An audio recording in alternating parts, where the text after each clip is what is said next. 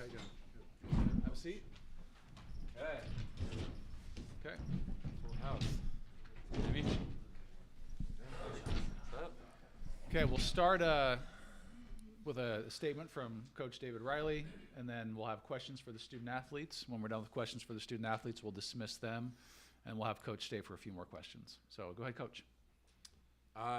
Just an exciting game for us to come out, and the two things we've been preaching for the last few weeks are just make sure that we're flying around and competing and playing together. I thought that showed tonight. We had 26 assists. We beat them on the glass. It's a really physical veteran team. And when we look like that, we're pretty tough to beat. Okay, questions for the student athletes. Nate, for you. Oh, sorry. We have a microphone. That's my bad. Apologies. Yeah, all good. Yeah. So we'll start here with Jeff, and then we'll give you a chance. All Nate, good. I have a question for you. You came from Washington to join this team. What did Coach Riley tell you during the process that convinced you it was the right place, and how has this been for you? Because it certainly seems to have gone well. It's been great. I mean, the main thing he said to me is he wants me to be his point guard. He gave me a great opportunity when no one really trusted in me, so can't thank him enough for that. And I just got to go out there and perform for him and my team every night. So that's what I'm gonna keep doing. Ethan, can you just talk a little bit about how well what you guys did at Eastern has translated to Washington State now, and what Coach brings to the equation? Yeah, I think we set a good foundation on what we did at Eastern, and we kind of brought that over to Washington State. And I think, Coach brings that hard work, and he knows how to win games. And I think, for the years to come here after this year too, there's going to be a lot of winning at Washington State. Nate, there's one play in the second half. You get a steal. You have kind of a break. It would have been kind of a tough layup. You pull out, and then you drive in later. Can you kind of talk about the way that maybe your game's matured in that way, to kind of take the step back, not get sped up, and then just still see the lane and attack the rim? I would just say for me, a couple times earlier, we probably took an early one that was probably not the right shot for the time and score. So, I just thought in that moment that was the right time to just pull it out, waste some time. We were up I don't know how much at that time. And then, they just didn't guard me, so I just attacked that for that, and I think we got a great shot. So I think just playing these lot of games, a lot of minutes, that's what comes with maturing. I think I'm maturing really well. So For either of you guys, Ethan, the first half, you're 8 of 9 for 20 points. You end the game 8 of 9 with 22 points. Can you just kind of talk about the way that it kind of speaks to the depth of the team, to where you don't necessarily even have to shoot in the second half? You guys can still find a way to be effective offensively. Yeah, I think it's just the flow of the game. I think naturally in the second half, they're probably going to key on me a little bit if I score more points in the first half. I feel like from my experience and the time I've played, I don't think I forced anything. And like you say, we have a lot of depth in this team, and Nate ended up with 22 points as well. So, he got it going a little bit more in the second half, and as well as Ree. So, yeah, I think it speaks volumes to our depth we have, and we have loads of guys that can score. Nate, there's a couple times where you got it to single digits. I think right before halftime they got it to 8, and then later on in the second half they got it to, I think, around there. But both times you guys entered those with your own runs. I'm wondering where that comes from, and how much of that is the maturity that you just talked about a minute ago. yeah, I mean those runs were all self-inflicted. We were giving up offensive rebounds, turning over the ball, taking bad early shots. So I think we just came in, talked about it, said we got to guard, get some kills, 3 stops in a row, and just take good shots on offense. And then we just got back into our flow and went back up, we went up 20, whatever that was. So I think this team is maturing really well. Over these last couple weeks, it's been hard. So I think we've just been learning really well, and we're just going to keep growing over these next couple of days. And for either of you guys, Ree is now 12 of his last 16 from deep, which seems a little crazy. But I'm wondering, the impact of having him back in the lineup, and just what that does for you guys on offense. Yes, it's massive for us. I think just his energy today. I know obviously he hit 4 threes, but I think the bigger ones he had three offensive rebounds. I think you can look at the threes, and he is a great shooter, but for him to come in and grab 3 boards, I think that's a game changer for us. And then as well for him to be able to knock down shots it adds a whole nother kind of look to our team.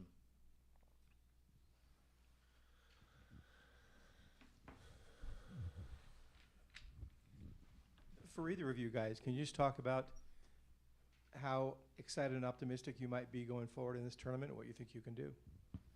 I think we could be anybody. I mean, we played all these teams before. We know we know what they can do. They know what we can do, and I think we just go out there, play together, play hard. We could be anybody, so we just got to go out there and do it and play WSU basketball. Yeah, I'd say the same thing. I think these last 3 games, I really feel like we found our rhythm as a team. I think if you watch us too, you can kind of feel that energy. And like kind of Nate said, I think that gives us a lot of confidence going into this next game. Any other questions for the student athletes? Ethan, just how does it feel to win a conference tournament game after the last couple of years? It's kind of a weight off your back here. Yeah, it's good. Yeah. Got one his freshman year too. And then Nate, for you, looking ahead specifically to San Francisco tomorrow, you guys got them at home, they got you at home. What do you guys need to do tomorrow to get past that team? Just get some good rest tonight, recover, get our bodies back right. Obviously they're a great team. They beat us and we beat them, so just got to go out there. It's going to be a dogfight, and just whatever team plays the hardest is going to win. So I think we're going to do that tomorrow. Okay, we have a few people online. Anyone online want to ask a question really quick of the student athletes? If not, we'll dismiss you guys. Go ahead. And the locker room's open for another about 15 minutes. So if you want to stay here and talk to coach, or if you want to go there and get student athletes, just know that timing that they'll be. We'll close the locker room in about 15 minutes. Couple things, David. Can you just talk about how pleased you are, how well the transition's gone, moving from Akron to WSU, and then secondly, what you expect in the game tomorrow against San Francisco? It's been a hectic year. Just year one, putting in a lot of new things with a lot of new people, and really just kind of getting the spirit right at the end of the season. I think is a great thing to see where our team's at. We have people come to our shoot-arounds, they come to our practices last week, and that aren't really part of the program, and the one comment they keep on talking about is how much energy we have in the room and the spirit of our guys, and I just think that means a lot to have gone through what we've gone through, kind of that month of February where we burn out, and to come back with this kind of spirit is exciting to see. San Francisco tomorrow? San Francisco tomorrow is going to be a heck of a game. I mean, they put a number on us at their place. At our place, we had a good game against them and won early in the season, and it's going to be just a really high-level college basketball game. Excuse me, and apologize for my voice or lack thereof. You talk about San Francisco tomorrow. How different is the preparation for them without Marcus Williams? To be totally honest, I saw that tweet like yesterday, and I haven't really followed up, and I was waiting to hear more information before we really made that determination if we're going to scout him or not. I think the San Diego game a couple weeks ago, obviously, they almost turned into a bit of a disaster. They're late. You guys have been faced with similar situations the last 2 games, and you didn't really let it spiral. I think tonight it got down to 8. You put it back up to 20. Do you feel like something maybe clicked after that game to say, hey, we need to finish stronger? Yeah, I think, again, like with a team that hasn't had much experience playing this league or playing together or playing for me, there's a lot of first, tough lessons you got to learn. And I think we're starting to do that. Like we had a film session that was just a bunch of turnovers and basically that last 3-4 minutes of that San Diego game. And I think our guys grew from that. We had Nate out of the game, and we had some other guys that were handling the ball, and that was a first for a lot of those guys. And I thought that helped us going into today, and it was cool to see them grow from that experience. And just to clarify, ND can play tomorrow. Good. No, like is that the case or? That's my. I don't want to comment yet. Okay. I'm not 1,000% sure, but I'm pretty sure he can. Okay. Well, either way, just like what was your view on the foul he got, and you seemed pretty fired up after that. What was kind of going through your head in that moment? I didn't see the play. I saw them get a little scuffle. I didn't see the headbutt or anything, and really, I just wanted our team to have energy. Like we talked yesterday, whenever we get a stop, to make sure that we're the loudest bench, that we're celebrating, that we're connected, and we got to stop right there. Our bench wasn't like hyped for it because they were thinking about whatever just happened with ND, and I just want to make sure that we're staying in the moment. Like this thing is too fragile right now for us to think about anything else than the fact that we just got to stop. And for whatever reason, it turned into way more than to me just celebrating a stop, and it was kind of cool to see. David, throughout the bulk of the season, win or loss, you've really emphasized staying mentally composed, don't let go of the rope. Is it fair to say that out of all the things tonight that the team staying composed through a full 40 was probably the part you take most pride in? Absolutely. I mean, I as I was walking with Nate down the hallway, I thought he had great presence this whole game. You look down the line, like all these guys played to their strengths. Ethan was a versatile mismatch nightmare. Luwan comes in. I think he had 6 rebounds in the first 5 minutes. He ended up with 13 rebounds, 5 assists, 1 turnover. Nate obviously had a hell of a game. Like, you can just go down the line. These guys played to their strengths. They stayed right where they needed to be. They didn't try to go outside the box too much. And, we'll have different guys step up tomorrow. Like, there's guys that didn't have their best shooting game or whatever like that. But I just thought our spirit and our consistency was really good. Yeah, Coach. I know this ain't your first conference tournament, and ain't your first conference tournament with this staff, but just the preparation process, how has that been preparing for this tough LMU team? And then knowing tomorrow you got probably a San Francisco team that you just said had handed a number on you, but what's the preparation process been like with just the staff and the players and all that? Our staff really worked their tails off, and they had 3 scouts ready this whole week, and I personally kind of hedged my bets, and I just went all in on LMU this week, and I was going to say I was going to stay up all night if one of the other 2 teams won, and I got lucky. So I actually got some sleep last night, which is great. Tonight might not be the same. So our staff, they've really locked in. I think we've got a good system going where we can. I think we started off games really well, and I think that's a sign of kind of having a good game plan, having the guys bought into that. And so we just got to make sure we're doing the same tomorrow. Any other questions? Oh, right up here. Dave, those 2 runs that Greg mentioned when Nate kind of was able to put you guys on his back and get that lead back up to double digits, how big were those, especially when you guys probably could have folded in earlier in the season, but you guys were able to bounce right back, and especially with his leadership at point? That's what we need. Like, I think it takes time. Like, it's every team's trying to be consistent for 40 minutes, and that's really hard to do because – we're going to throw a punch, and they're going to have a plan. They're going to adjust, and they're going to throw a punch. And, so it's a lot easier said than done. And it takes guys going through a fire together. And these guys have progressively done that throughout the season. And I think it's starting to show that experience and them understanding, okay, Nate just did this. Here's what usually happens. And DeJuan just did this. Okay, Ethan does that. And you can really start to have that connectivity. That's what you need to break runs and to have momentum plays. And I just think that was cool to see tonight. And then seeing 5 guys in double figures, you mentioned that depth. How much confidence do you think those guys on the bench and even some guys who are lower down have kind of gained over the last few weeks to be able to come out here tonight and perform like that? That was a huge deal in the Pepperdine game. Our last game, we outscored the other team's bench, I think 35 to something. And I think that's what those guys need. They have experience coming in, playing at their best. Like, I thought Indy and Ree and Thomas had some big minutes today. Parker's had some big minutes. Like, you can just go down the line with these guys, and I just think our bench is starting to get more experience. And part of it's they're young. Like, Thomas is a freshman. He's basically a sophomore now with the minutes he's played. Same thing with Parker Garrett's hadn't played a D1 minute. He was a freshman this year, and so these guys are getting experience. They're getting comfortable, and they're turning into more veteran players. Okay. Any questions online? We've got a few people. Use the raise hand function if you want to ask a question.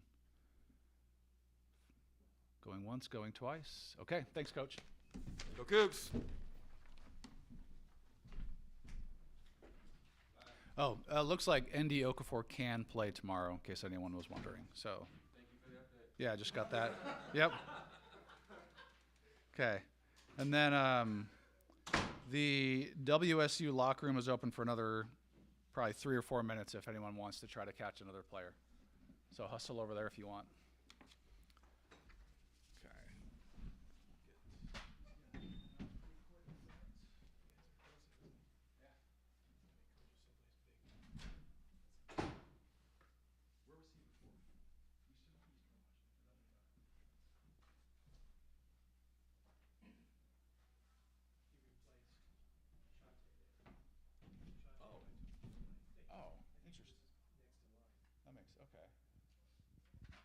Shantae's been in Portland for a little while now.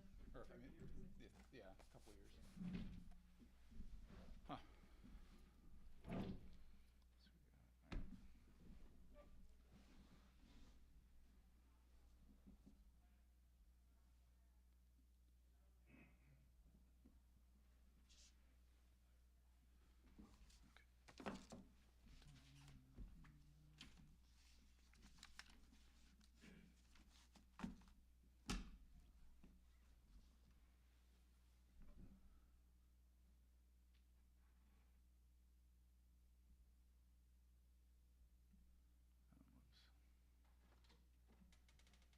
Recording in progress.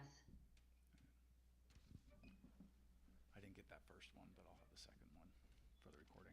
Oh, okay. Yeah, so sorry I missed that first part. Got to make it part of my workflow. So.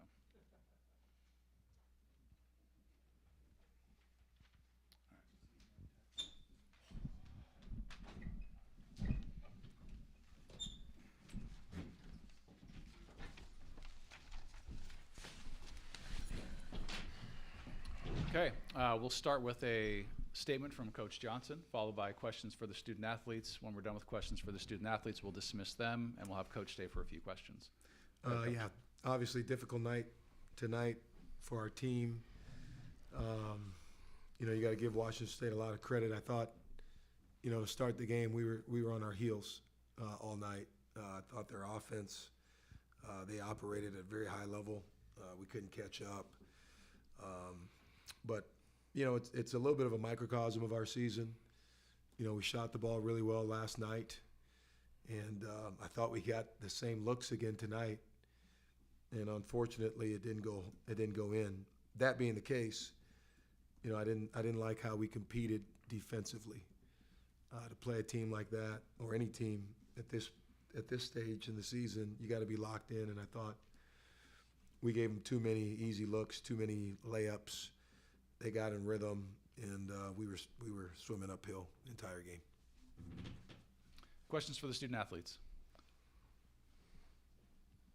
MJ, I just wondered, you guys got within, I think, 8 midway through the second half. I think Jan Vide scored in the lane. It was 65-57, and they I think they scored the next, went 8-2 on you guys at that point and kind of stretched that out a little bit. Was fatigue at all setting in, playing 2 nights in a row, or did they just kind of find their rhythm again? No, I don't. I just think for execution, we just didn't execute our game plan well enough throughout stretches. And we always talk about the last 10 minutes, how we had to really be tight and sharp, because that's when we tend to, be loose. And tonight at that 10-minute mark, like you said, we brought it within 8, and it was, they stretched the lead out, and but it was just an execution part. I want to say it's fatigue or what they did. It's more of what we did to ourselves, and so yeah. Javon, there's been some good things during the season. You guys won 17 games, I believe, pretty good. Looking forward, what do you see that you guys can build on, and what's next for you guys? I think the biggest thing is just, there was a lot of lessons in this season for sure. I think the biggest thing to build on is, we had some good moments in the season, and then just seeing what built up to those moments and trying to stay more consistent with that, whether it's our preparation or during the game, how we approach the game. So just trying to learn from those moments, but then also the bad moments, trying to learn what not to do. Any other questions?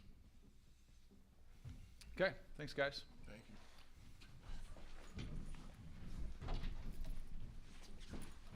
Stan, the 2 things you said last night were that talked about how well you shot the ball and how that hasn't always been the case. And you went from 63% I think to 41 tonight, which is what you alluded. And the other thing you talked about was just how difficult they can be to defend, and how good they are offensively, and looked like we saw that tonight. What was your sort of impression of those 2 aspects tonight? Yeah, when you asked me that last night, I was really concerned about their transition. Outside of Gonzaga, they're probably the second fastest team in our league. You saw that tonight. They've got great pace. They have a plethora of guys that can shoot. That was concerning. And if you make a mistake on a defensive assignment, you're going to pay. And I thought early in the game we weren't sharp enough. And you had the combination of 2 things.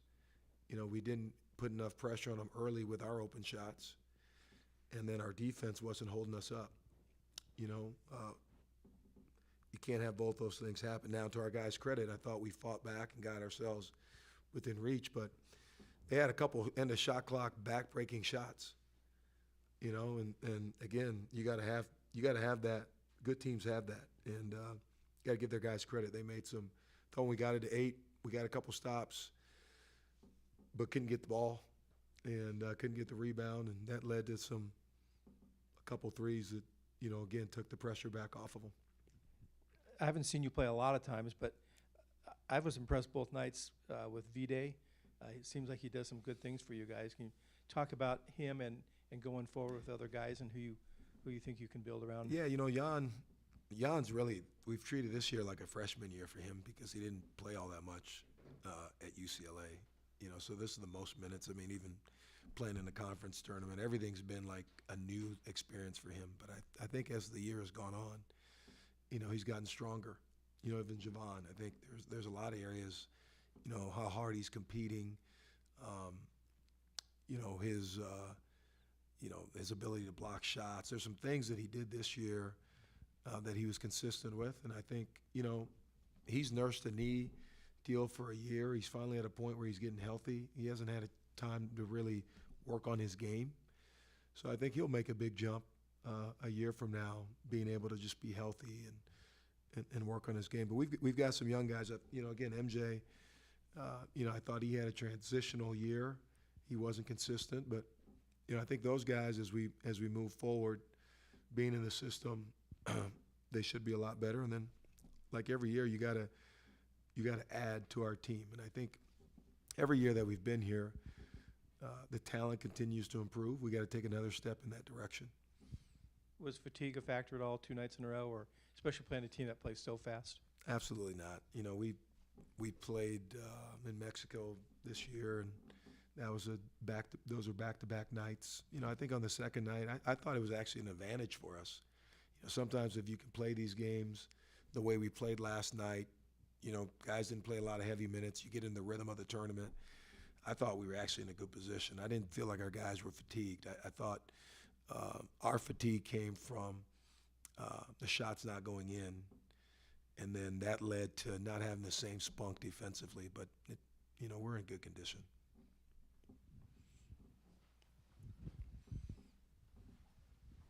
Stan, the hallmark of your program has been defense, and while you didn't get the result tonight, clearly it's been the strength of this team. When you look at where you're trying to get to, what additional elements are you looking for to get LMU where you want to be? Well, again, we're building, and I'm the most impatient human being you'll ever meet. But when I look at the big picture of this whole thing and what we're trying to get done, we're on track. Tonight sucks. But you got to go through these things when you're building this. And I try to remind myself of it. When I got here, it was COVID. Who knew that was going to happen? And we had to work through that. And even in COVID, what our athletic administration, the school, the things we've been able to do where most people have been hamstrung to grow the program, I'm really proud of in terms of facilities, resources, just the things you need to do to function at a high level in this league. If you would have told me today we would be in that with COVID, I would tell you out of your mind. NIL, all of a sudden college athletics has really changed. For our program to be in a position to compete in that landscape, but also to continue to make it better, it's a credit to, our athletic director, our president, our donors. So I think we have a lot of good things in place. I think our talents continue to improve. But there is a next step to this. There's 2 programs I've studied since I got the job. And, I talk a lot about Coach Fisher. Not that I'm Coach Fisher, but I thought his program at San Diego State was kind of in the same place we got this. And Coach Bennett at St. Mary's. And I think we're at a place now where we have a respectable program. And the next level for us is to continue to add the talent needed to get to the top of the league. And this is a big offseason for that. But I do think we're in position to do that. Any other questions? Okay, thanks, Coach. Thanks, guys.